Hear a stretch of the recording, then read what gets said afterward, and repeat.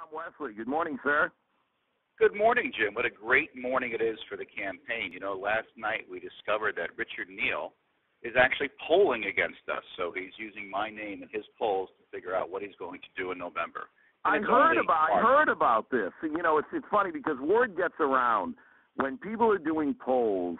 You know, there are people who may be on the list and they get the call, and you can tell when you get the call exactly who it is they're polling for and what they're trying to do. So tell me a little bit about this. Well, you know, I actually have friends who are unenrolled, and I actually have supporters who are actually Democrats. So I get calls from people who said, hey, I just had an interesting phone conversation with a pollster. And, you know, they're asking questions about what do you think about Obama, what do you think about Deval Patrick, and oh, by the way, how about Richie Neal? And you know, what do you think about national economy? What do you think about Richie Neal? And then they went down the list of candidates, and then dove into me a little bit more. So I just think that's wonderful that he's running a little scared right now. I don't think he's had a poll in 12 years. No, I doubt it. So he's been in office 12 years. Is that it? I thought it was more. No, well, he's been in office for 22 years, and Ed Bolin 35 years before him. But he hasn't had an opponent of any credibility in 12 years. 12 years, that's right. And, okay, so, again, we have another instance of him, talking about you. We all know that his press aide called and had a complaint about the way that I had interviewed you on the air, and then now we have this polling going on, so this has got to make you feel good.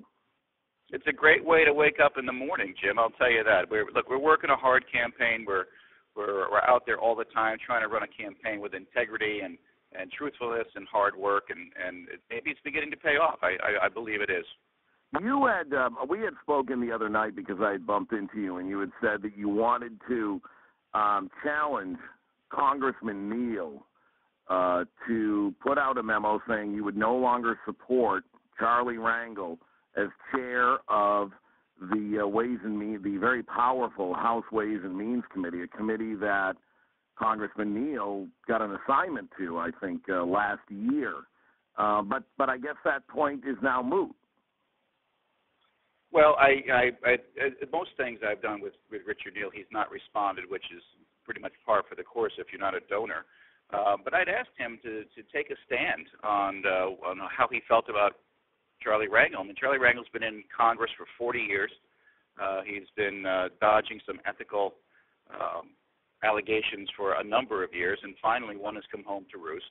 He's been admonished by the ethics panel, and I wanted Richard Neal in this era of the most transparent and cleanest Congress in history to take a stand on his mentor and say, look, you know, it's time for him to step down. And he wouldn't do that. There's an article on Politico. I don't know if you've had a chance to read it yet, but it was posted this morning. And it is that it looks as though Rangel is on the verge of losing his Ways and Means gavel by choice or by force, permanently or temporarily. He had a meeting last night with Nancy Pelosi, and looks like he may step aside temporarily while this is going on. Charlie Rangel's going to step aside for a little while.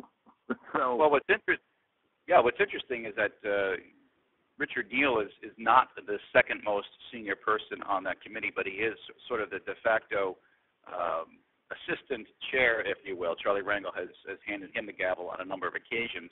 Now what I'm asking you to do is take an ethical stand. No matter what Nancy Pelosi does, I think Richard Neal owes us a position statement on what he thinks about Charlie Rangel's behavior, and how he's not going to be tainted in the same sort of ways that Charlie Rangel has been tainted. Because, as you know, Richard Neal gets the great majority of his money from outside of the district, and that's a big issue for people like us who live inside the district and can't compete with the special interests who live, in the D.C. area, Virginia, Maryland, et cetera.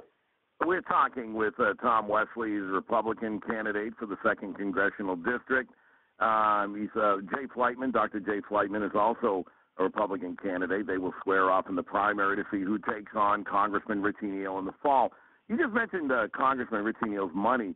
I mean, he has a significant war chest right now, Tom. I mean, I know it dwarfs yours, and I'm not saying that as an insult. I'm just saying it as reality. It dwarfs your war chest. Well, he has enough money to run 3 campaigns if you just take a look at the average amount of money that it requires. But, I've dived into this a little bit because you have to dissect where all the money comes from. You remember the great admonition from all the president's men, right? Follow the money. So I've been following the money, and I take a look at the top 150 donors to the Richard Neal campaign, and I find that only 2% of his money that comes from individuals actually comes from inside the district.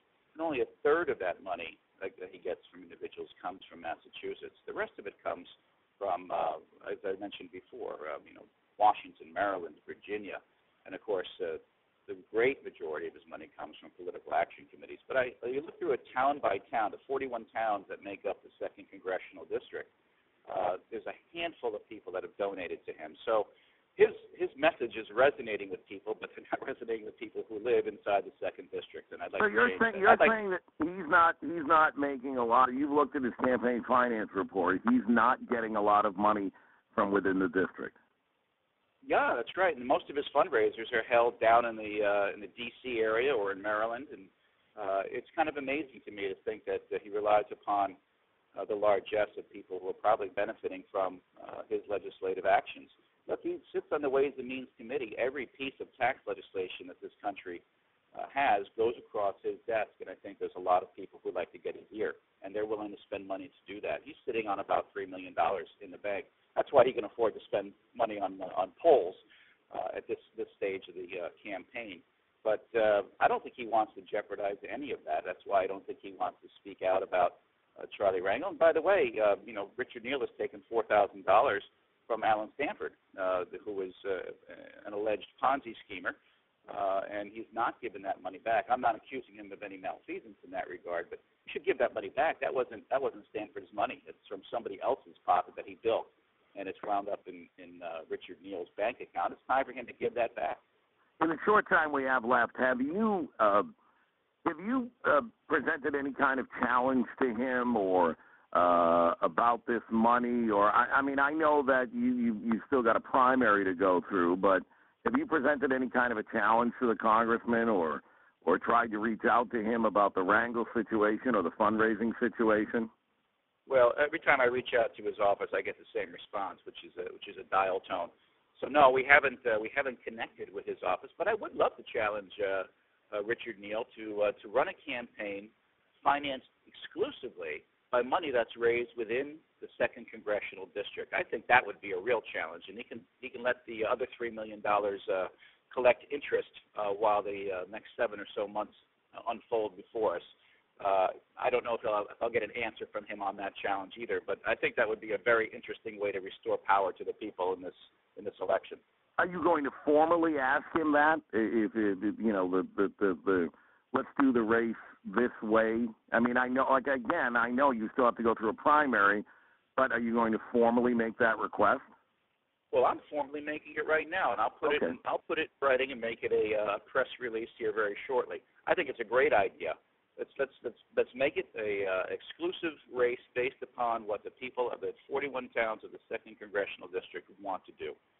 No, I think that's a very interesting proposition. I mean, even if I didn't support Richie Neal or not like Richie Neal professionally or personally, I would still say that's a great challenge for someone, if you're an incumbent, to say, okay, you raise your money from the people who are going to vote for you. Don't go off after the special interest group. But, Richie Neal never met a special interest group he didn't like. Well, I shouldn't say that. He probably doesn't like the Tea Parties. Anyway, Tom Wesley is a Republican candidate for the 2nd Congressional District.